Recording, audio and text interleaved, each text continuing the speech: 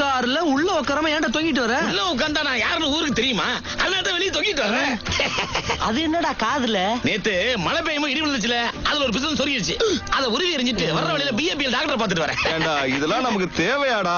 அவனை பத்தி தான் தெரியும்ல, ரொம்ப உண்மையை பேசுவான். ஆமா, இதே கையில சுத்திக்கு இருக்க.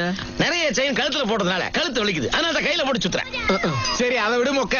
சரக்கு வாங்கிட்டு வந்தியா? இந்த மூஞ்சிக்கிட்டு எல்லாம் பழகிட்டு சரக்கு வாங்காம ஊருக்குள்ள வர முடியுமா? கொண்டு வந்திருக்கேன், வாங்க வாங்க போலாம்.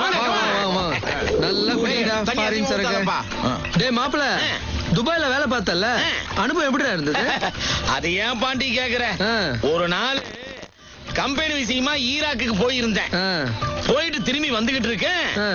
இந்த பக்கம் தீவிரவாதி, இந்த பக்கம் அமெரிக்கா படை. நடுவுல நான் மாட்டிக்கிட்டேன். அப்புறம் என்ன, அமெரிக்காக்காரன் பீரங்களை குண்ட போட்டுட்டான். எனக்கு உயிரே போயிருச்சு. நடுவுல தான் நான் இருக்கேன்ல, அத பாக்காம சுட்டான் பாரு. என் ஈரக்கொலையே நடுங்கி போச்சு. ஏன்னா அந்த குண்டு என்ன நோக்கியே வந்துட்டு இருக்கு.